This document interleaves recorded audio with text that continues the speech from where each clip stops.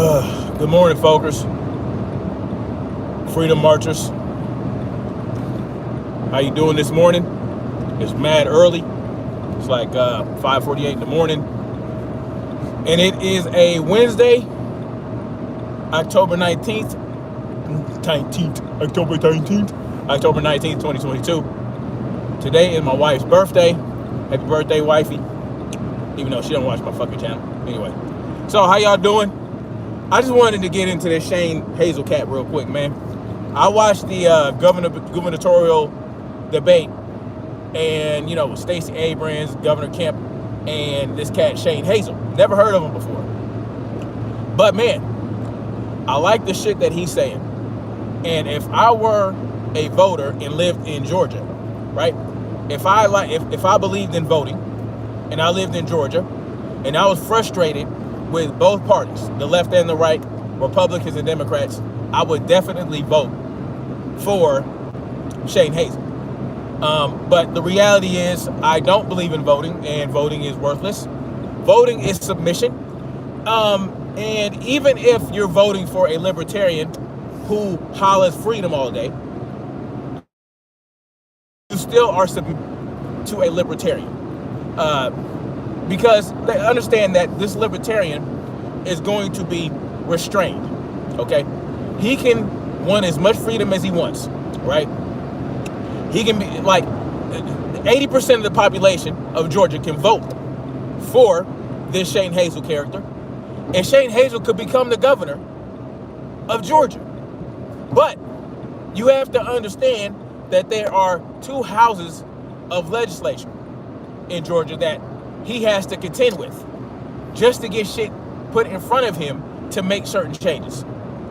Now, he can make executive orders and take executive actions, but that's going to be challenged by this dog and pony show, kabuki theater, left to right paradigm system. See?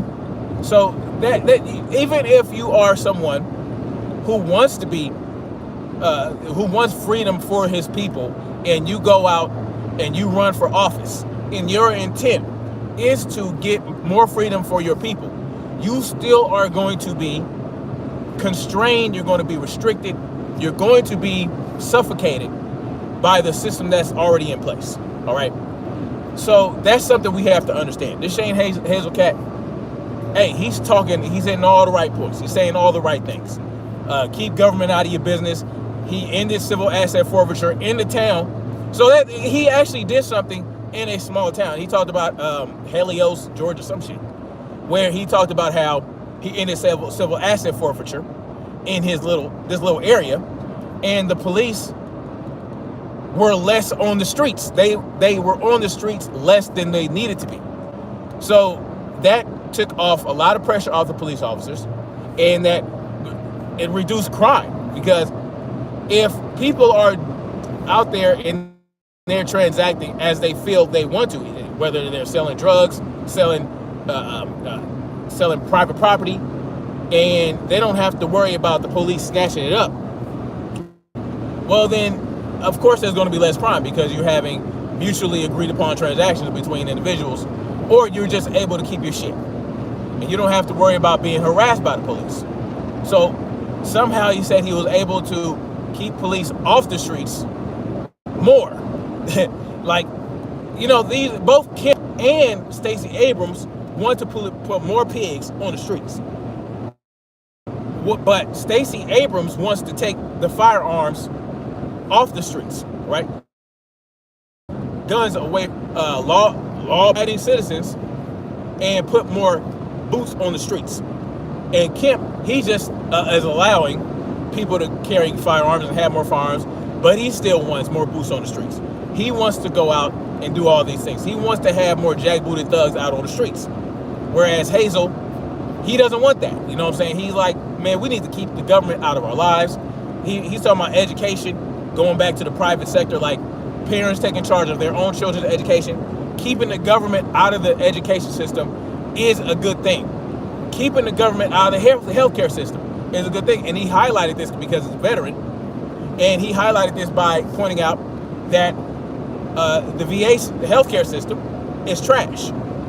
and I know this as a veteran myself, who has used the VA healthcare system, and look, I've been in there.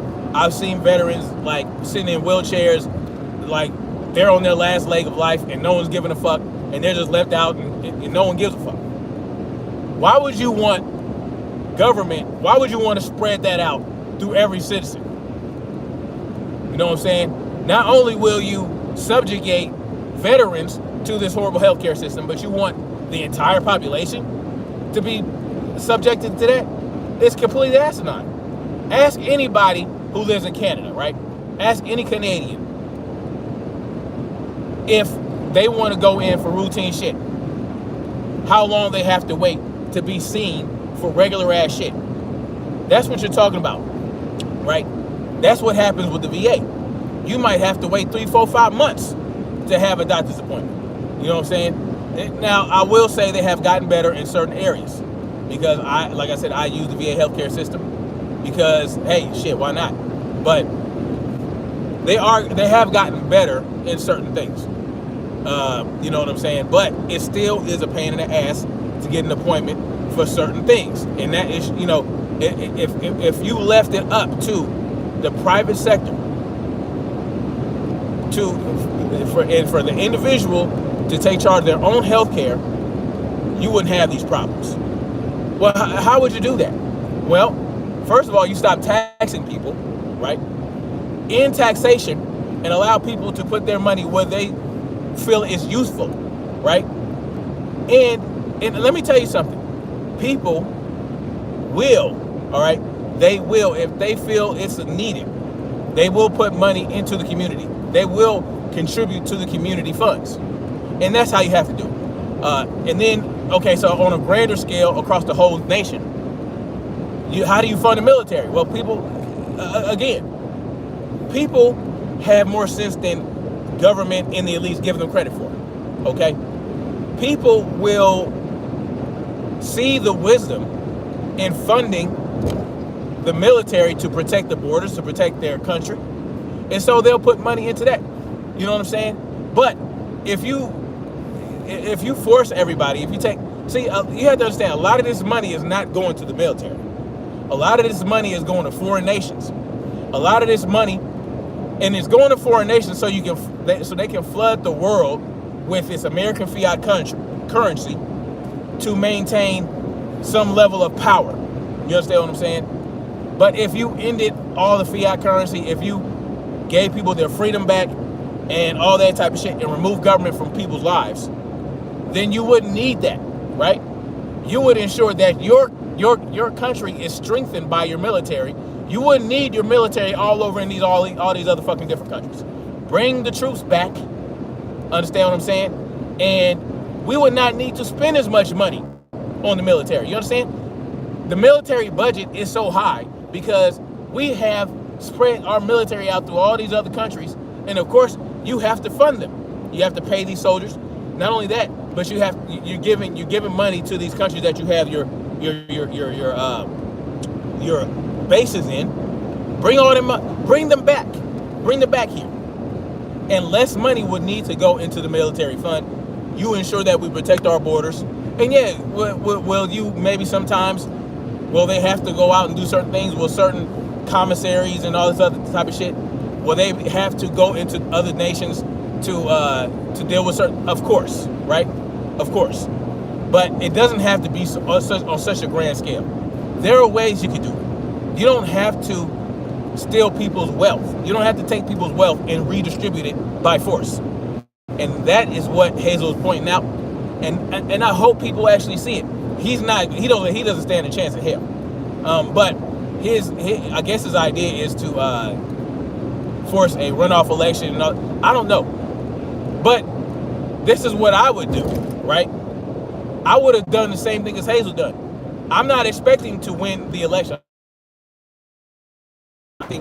to become governor, but I do want to plant seeds of freedom in people's minds by being on the debate stage and giving people options outside of the left-right paradigm. That's what Hazel has done, and I hope people wake up to it. Like I said, he don't stand a chance. He don't stand a chance in hell. But he will open some eyes. That's the whole point behind that. I think he knows he doesn't have a chance of hell. And if he wins the governorship, hey, more power to him. But we'll see what he can get done with a Republican legislature. And the Republican legislature will probably work with him more than they would work with Stacey Abrams. And he probably would be able to get some things done. But he definitely will not be able to end taxation. He will definitely not be able to, well, he might be able to reduce the amount of street pirates and jackbooted thugs on the streets. He might be able to do that. There's certain things he'd be able to get done with a Republican legislature. But understand the establishment, this establishment will not be moved by a libertarian who actually wants freedom for people. It won't. It won't, right? But you can make some ripples, you can make some changes.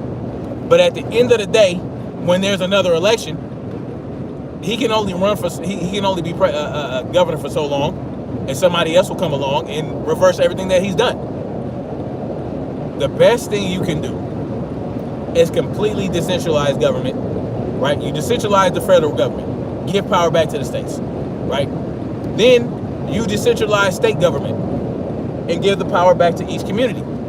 And let each community run their community how they see fit.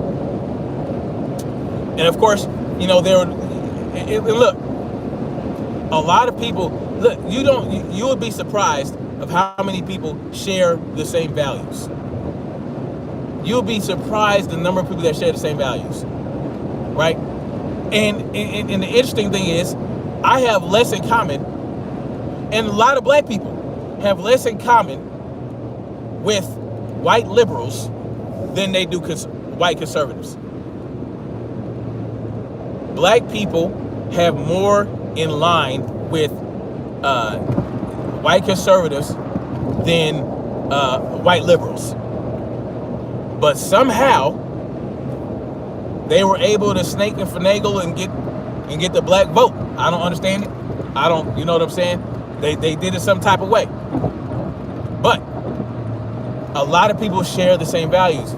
A lot of people would agree if your bridge is crumbling and it needs to be retrofitted.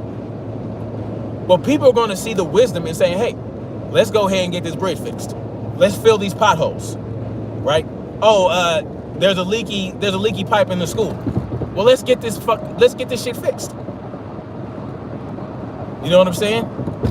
I mean, engineers and construction workers and teachers and all that shit, the government didn't give them that wisdom and that knowledge and that ingenuity. People come with that up with that shit on their own. You don't need government to somehow endow you with certain special abilities. Oh, how do we go get the bridges fixed? How do we do this? How do we do that? Very easily. You do the shit. You understand what I'm saying? There's a lot of wisdom amongst the people. You don't need government to obtain wisdom. You understand what I'm saying? You just don't. I mean, and here's the thing about true freedom. True freedom can be uncomfortable. True freedom is uncertain. True freedom is unpredictable, right? True freedom might even be more dangerous to some people. The illusion that the government can protect you from everything is what's providing the level of safety we might have now. But it's an illusion, because we can provide our own safety much better than the government. There would be a lot of adjustment. There'd be a lot of people taking advantage of, less police on the streets. A lot of people would take advantage of lack of government. But that's why you empower the people first. You empower the people to ensure that they can defend themselves and that they're able to stand up against any attacker, any criminal, before you remove everything. Right? Empower the people. That's what we should be doing.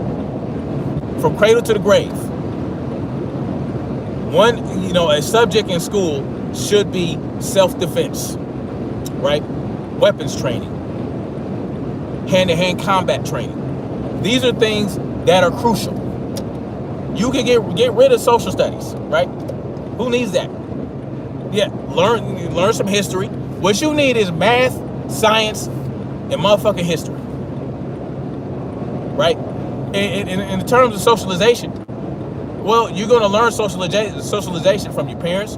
You're gonna learn socialization from your friends. You're gonna learn socialization from other people, for other kids in school, and what's going on. You'll be able to see what's going on in the world, right? You don't need. There's certain subjects you just get rid of. You need shop class. You need, you know what I'm saying? You need firearms training. These are things that you need. And if you're homeschooling your kids, well, then you have much more freedom to do that. You have much more time to do it. You can focus on what you want your children to learn. What do you want your children to learn? You want your children to learn what you want them to learn. And there are some people out there that there are some teaching methods that are a little unorthodox that some people might think is neglectful, right? There's this method called essentially unlearning, or it's a method in which you don't outline what your children are going to learn. They decide what they want to learn when they want to learn it. And this was done by multiple parents. Basically, if they don't want to learn math right now, they don't need to learn math. They learn what they want to learn, right? They want to learn how to read. They might want to focus on that. They might want to focus on art. They might want to focus on using hand tools. They might want to focus on firearm training. They might want to focus on farming. They might want to focus on, electrical. There might be certain things they want to focus on, something they gravitate toward. Allow them to do that, and then they will move on to what they want to move on next.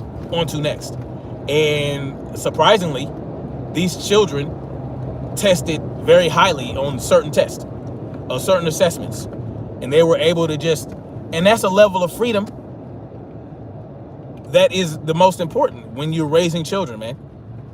You know, they learn from you, and they learn what they want to learn, and and they'll be able to decide, and you just guide them.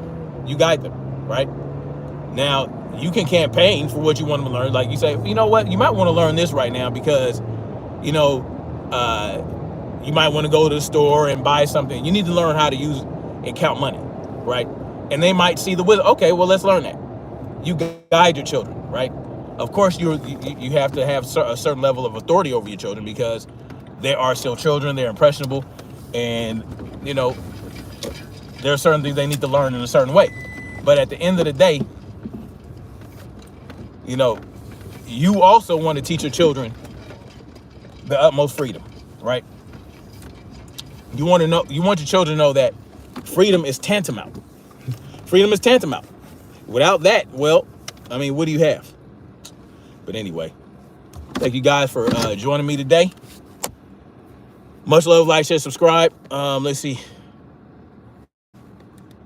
DBA Manuel Ernest McNeely was good. I seen that debate. He got my vote. He's respecting our sovereignty and the government exemption. Yeah. And, I'm not going to say for sure, oh, he ain't no chance in hell. But hopefully if he does get in office, maybe he can get some shit done toward freedom. So that's always important to me, is to march ever forward toward freedom. And that's what we need to do. Much love, like, share, subscribe. And again, let's keep marching forward toward freedom. Peace.